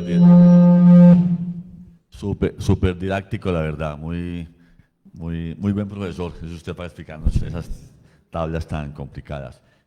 Usted me dijo que hablábamos algo de Armenia, pero no lo voy a hacer, porque quiero primero unas preguntas y al final de pronto hablamos algo sobre qué ha pasado en Armenia si nos queda tiempo. Pero voy a hacer aquí 2 preguntas que quiero hacerle y lógicamente abrir la discusión. Usted no nos habló de Ecopetrol. Usted está en la junta directiva de Ecopetrol y yo sé que todos los colombianos tenemos inquietud. ¿Qué pasa con el Ecopetrol? ¿Qué pasa con el petróleo? ¿Qué pasa realmente con la transición energética que tanto se ha hablado? Y por favor. Muy bien, 2 minuticos. Bueno, lo primero, transición energética en el mundo. Yo estuve como miembro de la Junta de Ecopetrol en un seminario en Houston que se llama CERAWeek. Eso se hace cada año y ahí va la ministra de Energía de los Estados Unidos, Bill Gates, los CEOs de las grandes compañías. Y lo que yo vi fue una cosa complicadísima este año, y es que hay mucho escepticismo de para dónde va la transición. Hace un año se hablaba del hidrógeno, eso era ya, y este año desapareció el hidrógeno de la discusión. Y todo el mundo hablaba era de inteligencia artificial, que puede que permita hacer la transición, pero que también va a demandar un montón de energía adicional. Ayer veía en el Economist un acuerdo entre Microsoft y Oxy para enterrar no sé cuántos miles de toneladas de CO2 para que Microsoft compense lo que va a gastar de energía más por inteligencia artificial. Entonces, lo primero es que no hay buenas noticias en la transición, ¿verdad? Bueno, lo segundo es que nuestro presidente decidió que el petróleo es como la muerte, el petróleo es como la cocaína, creo que ha dicho. Eso no lo puse en la lista tampoco, ¿no? Imagínense. Y el 60% de los ingresos del gobierno dependen de petróleo, ¿verdad? Y el petróleo produce dólares. Los electrones, como llaman, no. Entonces, ahí también tenemos un problema grandototo. Ahora, el gobierno también dijo que no va a haber nuevos contratos de exploración. Eso no es tan grave a corto plazo. Realmente, desde el 2019 no ha habido ningún nuevo contrato de exploración, ¿verdad? Durante el gobierno Duque nadie exploró nuevos pozos, no hubo. Entonces hay 2 lecturas, una no importa porque no hubo, o la otra es que a lo mejor es que no hay mucho petróleo en Colombia y hay que tener todas las posibilidades abiertas. Entonces, largo plazo, esa es una decisión muy complicada que hay que revertir. Y la otra cosa es que, pues si el mundo va a seguir demandando petróleo y nosotros apenas producimos 0.06% de la contaminación mundial, y todos los países están produciendo petróleo lo más que puedan, lo más rápido, hasta que se acabe. Pero las proyecciones últimas es que en el 2050 todavía va a haber igual demanda por petróleo que hoy, en términos absolutos, como porcentaje del total menos, porque va a haber solar, todas estas cosas nuevas, pero en barriles va a ser la misma demanda. Entonces, decir que Colombia no va a producir petróleo y el mundo dele. Más aún, ayer veía que la plataforma de los republicanos es petróleo sí, y sí, y sí. Entonces los Estados Unidos disparados y nosotros aquí haciendo la transición energética y ahorrándole al mundo nada de CO2. Bueno, y lo tercero es Ecopetrol, 2 comentarios pequeños. Bueno, yo estoy un poco sesgado, ¿no? Muy sesgado, todo en la Junta de Ecopetrol. Pero, claro, Ecopetrol se volvió el centro del debate político del país, porque el doctor Roa era el jefe de campaña del doctor Petro. Igual que el doctor Luigi, que era el gerente de la campaña de Duque, era el presidente de la Junta de Ecopetrol, o sea, tampoco es que sea muy diferente. Entonces, ¿cuál es la discusión? Uno, pues yo creo que Ecopetrol va a seguir expandiéndose. Hay que tomar unas decisiones complicadas, pero hay unos proyectos gigantescos en el Permian de los Estados Unidos, etcétera. Y ha habido mucho ruido, que todos los ejecutivos están saliendo de Ecopetrol, que no, y la verdad es que está entrando gente bastante buena. Hay un headhunter internacional que le dice a Ecopetrol, hay alguien de adentro muy bueno o habrá concurso. Y en este momento se abre concurso y claro, la gente buena ha salido a alguna de Ecopetrol, pero también ha entrado gente muy buena. Entonces yo no soy tan pesimista, yo creo que se van a tomar decisiones adecuadas, pero sí estamos en una papa caliente, porque cada que explota un escándalo, el doctor Roa aparece. Y eso pues no es bueno para la compañía. Resumen como el del país, ahí vamos. Ahí vamos. Otra pregunta así rápida es, usted tocó el tema de Colpensiones y el Banco de la República. Lo que hemos entendido, por lo menos de prensa, es el Banco de la República va a manejar, digamos, la plata de pensiones, pero se crea una junta o un comité diferente a la junta del Banco de la República, que es el que va a decidir. Es donde siente uno que de pronto puede haber preocupación. Sí, pero así no es, así no es.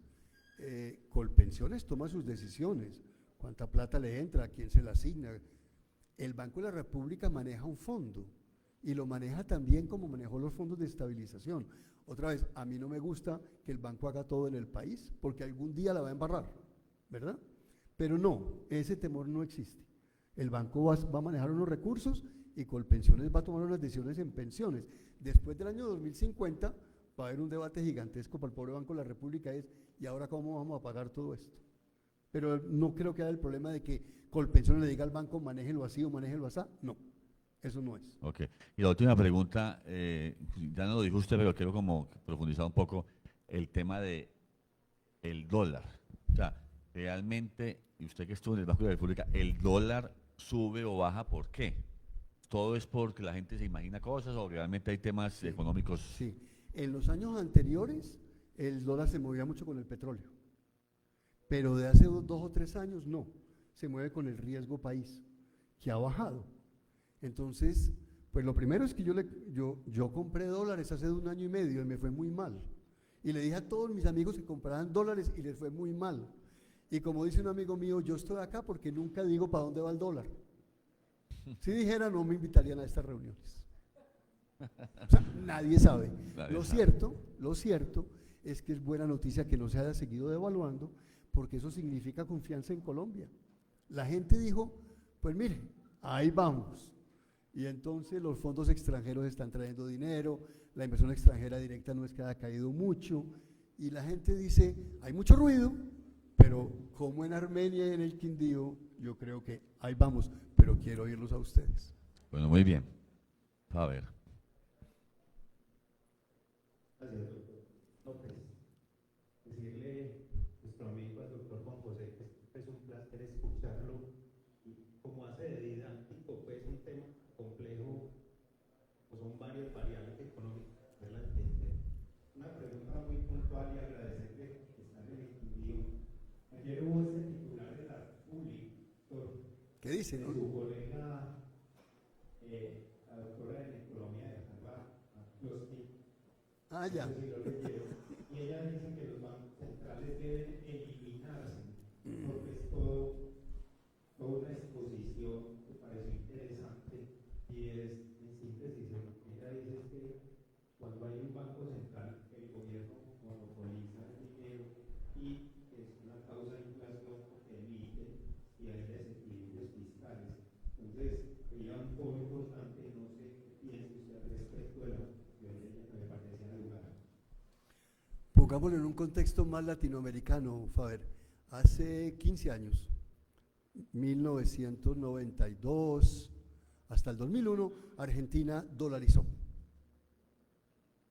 Argentina decidió, Menem y Cavallo, que los argentinos no eran serios y que los bancos centrales eran menos serios, y dolarizó. Y lo que pasó al principio es que Argentina empezó a crecer gigantescamente, impresionante. Y en Colombia a varias personas miraron con cuidado. Yo recuerdo que Alberto Carrasquilla decía, pues que extiendan el Museo del Oro y cierren ese banco. y dolarizamos. Y eso fue un desastre, Faber. En eso está Ecuador hoy, donde la gente quiere el dólar porque le garantiza seguridad. Pero Ecuador está muy enredado. Ecuador no puede devaluar ni revaluar ni nada, y ese es un mecanismo de ajuste muy importante en países como Colombia. Salvador está aún peor, porque ya es el ¿qué? El Bitcoin. Imagínese uno depender del Bitcoin para las finanzas públicas y para la estabilidad macro del país. Y tercero, el Banco de la República lo ha hecho muy bien. Vuelvo a mi punto, 2 recesiones en 40 y pico de años. Entonces, ¿qué le cobran? ¿Para qué lo van a hacer? Otra vez como en salud, vamos a agarrar lo que funciona. En los Estados Unidos ese debate es muy ideológico, porque hay gente que dice que tenemos que volver al patrón oro, que es lo mismo, es un poco lo mismo. Que no haya bancos centrales, el patrón oro era un desastre. La expansión monetaria dependía de las minas que se descubrían en Rusia, la plata que nada que ver con la economía. Entonces, a ver, mal. El Banco de la República es una maravilla, funciona, hay que mantenerlo. ¿Ya? Muy bien, por favor, sí. Muy buenos días, doctor. Bienvenido al departamento por aquí. Ya. Vamos a tratar de poner un poco más de humanidad a sus datos, pero hay algo que es la economía del comportamiento. Y quisiera centrarme un poco en el capítulo del recaudo, porque en Armenia ocurrió un fenómeno muy particular, y es que en medio del recaudo aumentó. ¿En dónde? En Armenia, particularmente. En Armenia, ya, ok. Esto es un poco, doctor, hace enmienda económica que teníamos en ese momento alejados de cualquier tema político de dar para que a otro le den. Sí, y fue un efecto dominó. Sí. Pero actualmente parte de la falla de las cuentas del gobierno fue el recaudo de la gente. Otra vez.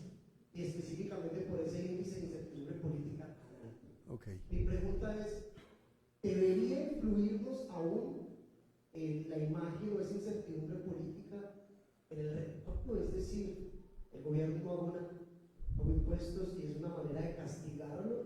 Deberían ideales políticos de ese escenario que sabemos que el mejor bueno para la economía es que el ciudadano la financie también. Un poco esa pregunta. Ok, bueno, muy buena pregunta. Como decía el doctor Leonardo Villar, en Colombia una reforma estructural, que es de la que todo el mundo habla, es la que no me aumentan mis impuestos, pero el de todo el mundo sí, ¿verdad? O sea, que los otros paguen, yo no, ¿verdad? Lo otro es que siempre van a haber excusas para no pagar impuestos. Pues si el gobierno se la roba, la corrupción. Pero en Colombia, y hay 2 temas. Uno, elusión, que yo creo que lo tenemos que arreglar con la ley. Es decir, otra vez, es absurdo que yo tenga la leche subsidiada. Es absurdo. Eso es un boquete gigante y se puede arreglar muy fácil. Esa hay que cerrarla. Lo otro es la evasión, que es otros 7 puntos del PIB. Yo creo que la recomendación es, hay que pagar impuestos y hay que hacer todo lo posible para que lo utilicemos bien. Pero si nos quedamos en la excusa de que es que en este país todo lo roban, entonces yo no pago, va a haber problemas. Sobre todo cuando queremos gastar más. Es que si ustedes ven el gasto, ahora, ese gasto ha crecido mucho, pero todavía es bajo comparado con los países ricos. Los países ricos gastan un montón en educación, en salud, en seguridad, en las cosas que toca gastar. Entonces, ¿de para dónde vamos? Vamos para gasto alto, porque hay que gastar en bienes públicos y hay que pagarlo. Y yo creo que es mala política decir como de la roba no pago, porque nos enredamos finalmente. Fácil decirlo, ¿no? Aquí me mandó una pregunta que alguien me la mandó. No habló usted de la reforma laboral. ¿Cuál es el efecto que cree va a tener el país y los empresarios y en general el país con la reforma laboral? Claro. ¿Cómo está planteada? La reforma laboral es un desastre, es un total desastre. En un país donde, otra vez, 60% del empleo lo genera el sector firmas pequeñitas. ¿Cómo va a poner uno más impuestos todavía a los empresarios?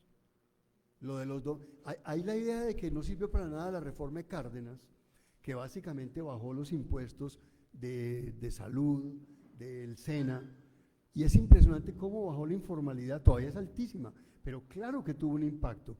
O sea, Colombia es un país de 10% del desempleo. 10% de desempleo es el desempleo que tienen los Estados Unidos en las crisis.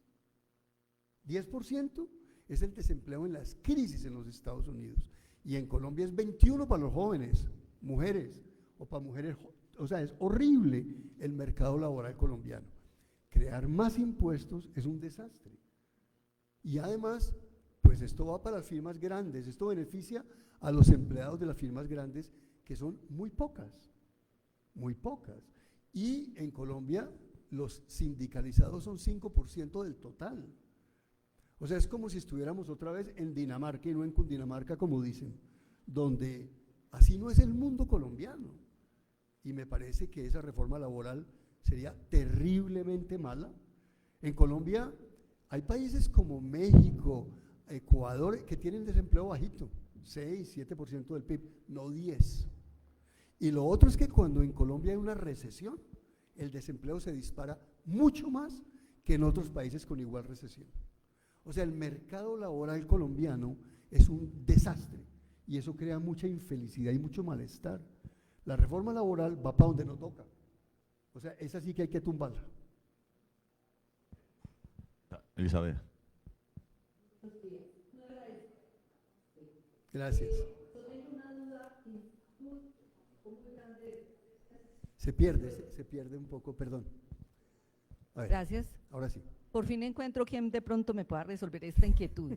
Resulta que yo, a raíz del problema de Sura, llamé a que me cotizaran un seguro de salud y era demasiado alto. Como yo seguía con una pregunta, el asesor me comunicó con una persona de muy alto nivel de Sura y me dijo, yo le dije, pero es que yo pago demasiado en salud por mis ingresos. Pagar un seguro adicional me va a salir demasiado costoso, Claro. demasiado oneroso. Y ella me dijo, yo le dije, pues si yo pago, por ejemplo, 18 millones en salud y ahorita le voy a pagar otros 18 por un seguro, pues sería demasiado. Y me dijo, no, pero lo que pasa es que esos 18 millones que usted paga, ADRES no le da a la EPS sino 1.400.000 algo. Entonces yo no entendí eso, entonces seguramente somos nosotros los que estamos pagando, los que tenemos un ingreso de pronto alto, los que estamos pagando todo ese cargo de salud que las EPS tampoco alcanzan a asumir, doctor. Esa es mi pregunta, es verdad, yo le pago 18 millones a Sura en una planilla que le digo que le pagué a Sura y resulta que según eso los fondos los recibe es la ADRES y no le da sino 1.400.000 anual a mi EPS. No entendí que eso fuera o cómo funciona eso. Claro, si el Estado deja de financiar, le va a costar los 18. Es porque el Estado financia un montón y el Estado somos todos los colombianos pagando impuestos, ¿verdad? Entonces, otra vez, si esto se vuelve un sistema privado de salud, donde el Estado deja de aportar, nos va a tocar pagar un montón de plata a la gente que podemos pagarla y el resto se va a morir de hambre, se va a morir de salud. Esa es la respuesta. La respuesta es un gráfico de los que yo mostré y es quién financia el sistema de salud. Y es sobre todo el Estado, que pone mucha plata que tenemos que pagar algún día y que tiene que ver con todo el tema fiscal. Por eso nos endeudamos, porque como no pagamos impuestos y la salud y la educación y las pensiones cuestan tanto, entonces nos endeudamos. ¿Sí respondí más o menos? Mucho gusto. Mucho gusto. Dos temas. A ver. En el asunto del dólar, claro que la confianza influye mucho, pero el dólar es como otro bien. O sea, cuando hay más dólares tiene un precio y cuando hay menos dólares tiene otro precio. Ese es un asunto. Dólar. O tasa de cambio. El otro, Banco de la República. Claro, mientras los países mantengan la independencia del gobierno, los bancos de la República mantengan la independencia del gobierno, funciona como funciona en Colombia. Y ahí mi pregunta, ¿Quién viene? esa expectativa que tiene usted sobre los cambios que va a haber en la Junta, que parece que va a ser mucha gente del Banco de la República, ¿cómo van a afectar el funcionamiento de la Junta del Banco? Bueno, la respuesta a la primera pregunta, que es que finalmente entran, nos salen dólares y así no es, así no es. Cuando yo estudié economía hace 20 años, a uno le mostraron un grafiquito de exportaciones, importaciones y el dólar. Así no es. Hoy el 80% de las transacciones ocurren entre el sector financiero. El sector financiero mueve los dólares y apuesta para dónde va el dólar. Y eso tiene mucho que ver con riesgo. Entonces, respuesta, no. No son los dólares que exportamos o importamos los que determinan el precio del dólar. Es lo que se llamaría especulación financiera.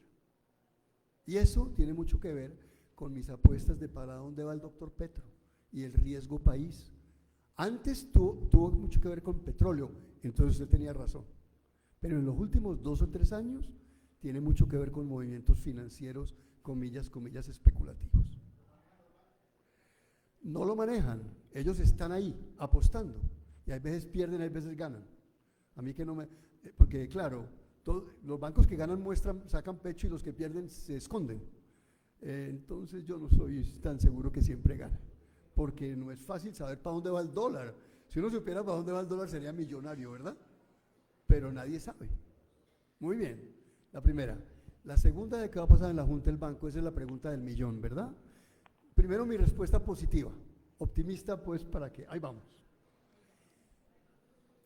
Todo el que llega al Banco de la República llega un poco despistado, cree que puede intervenir el dólar, que ahora sí va a crecer la economía y a los 2 o 3 años se vuelve igualitico que el resto y es, pues hay que hacer el trabajo. Como dicen, un banquero central en China es igualitico que un banquero central en los Estados Unidos. Le toca bajar la inflación, tiene la tasa de interés para manejarlo. Y toda la gente que llega al banco, que yo he visto, empieza a comportarse igualitico. Y es que cualquier error que cometa hoy, le toca pagarlo en 10 años, o en 8, pero no en 3, como los gobiernos. Es que los gobiernos es fácil. Yo genero inflación y me voy. Y el gobierno próximo verá. En el banco no. Si usted está ahí 12 años como normalmente está, le toca pagarla. Entonces mejor se comporta. Mejor se comporta. Esa es la respuesta positiva. La negativa es, pues vamos a ver quién entra, pero de todas formas el gobierno no tiene mayoría. El gobierno no tiene mayoría. Olga Lucía Costa entró nombrada por Ocampo, ella ya es de Petro, pero es muy buena, es excelente, es un buen nombramiento. Entonces el gobierno va a nombrar 2 más y el ministro de Hacienda tiene 3 de 7, no manda. Entonces yo sigo pensando que ahí vamos.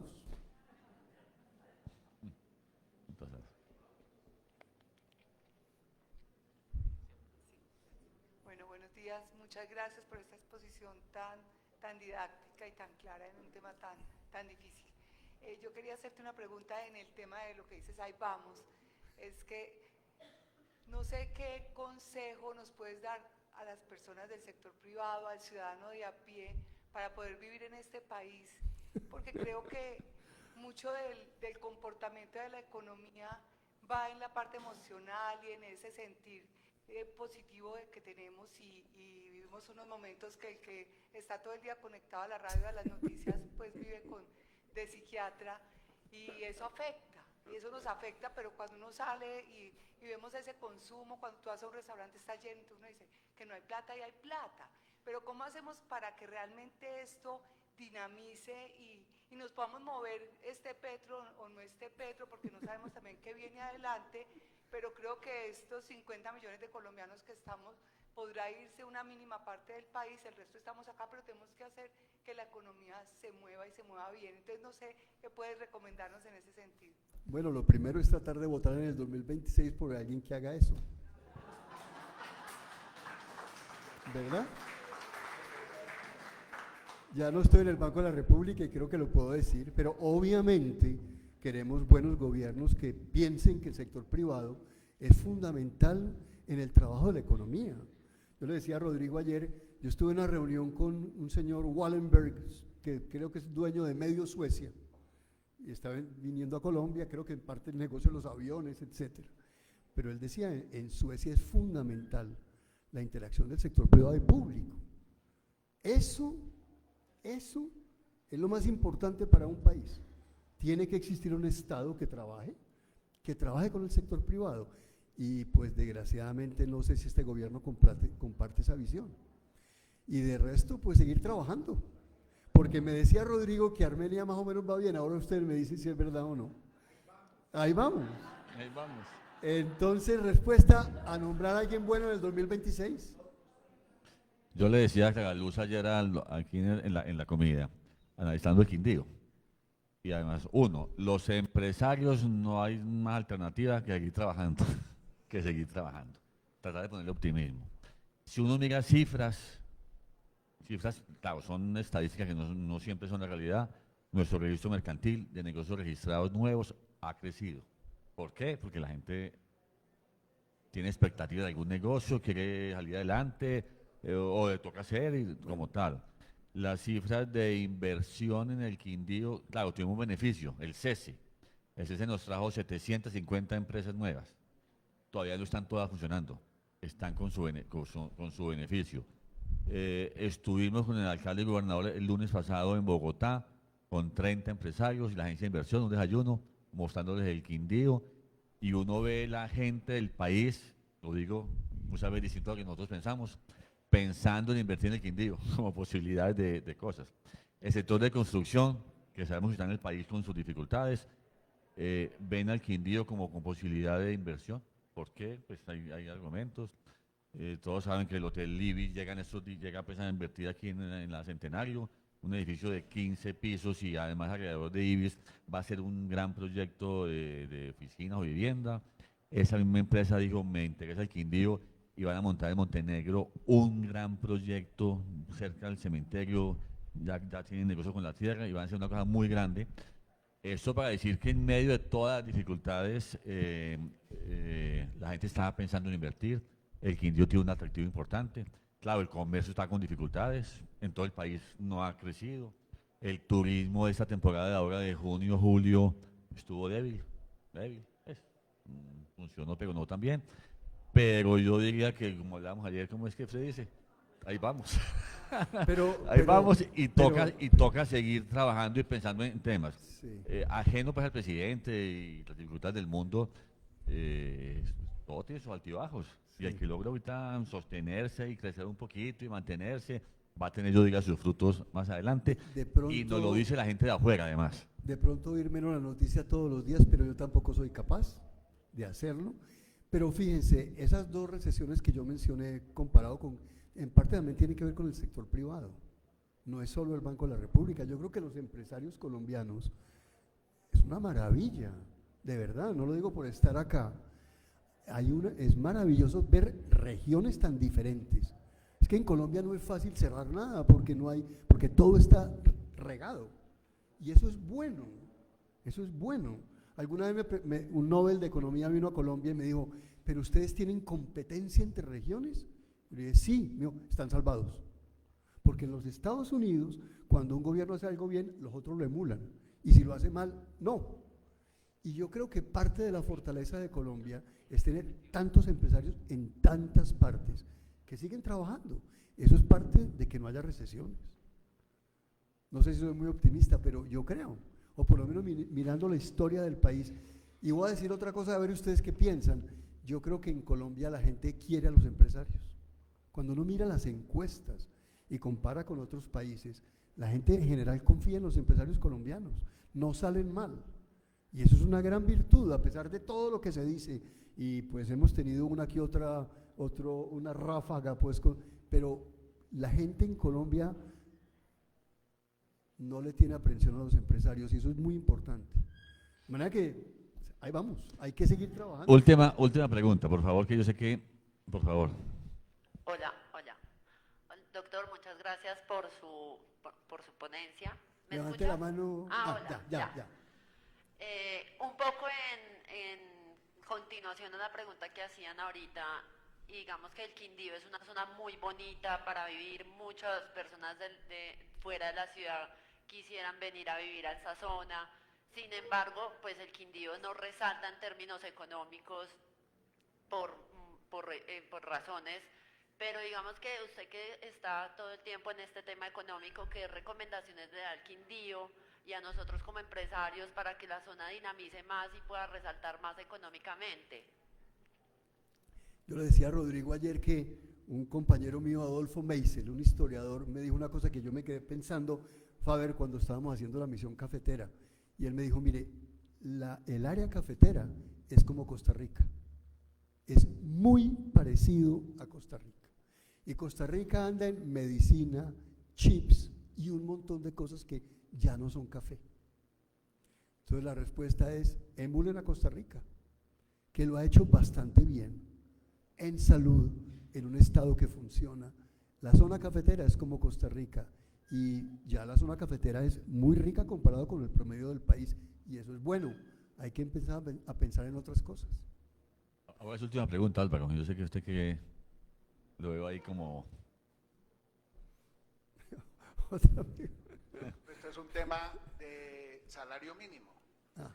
Es que hace poco le oí al señor Carlos Slim en México que si bien era su gobierno un gobierno de izquierda, él era partidario, Carlos Slim, de incrementar aún más el salario mínimo. Okay. Que porque con eso la gente tenía más dinero, demandaba más, obligaba a los empresarios a producir más, se generaban más ventas y así se dinamizaba la economía.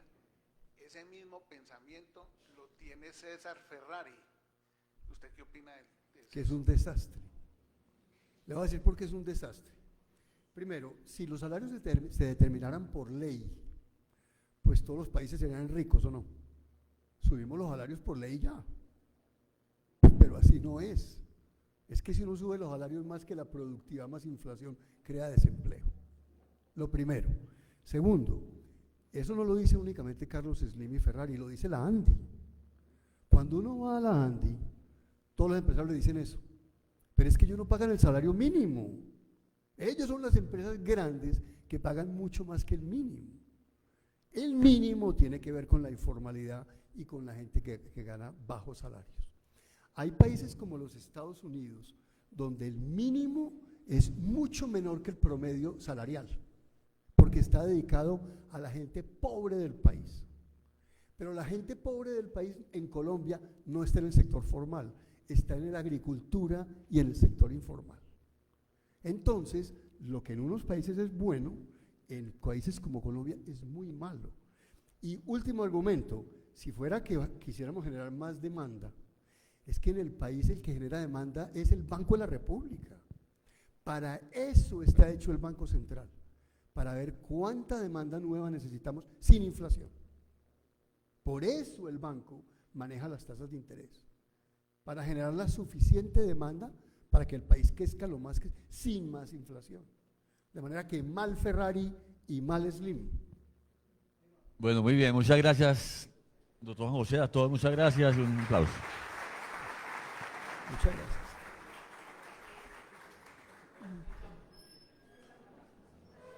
Bueno.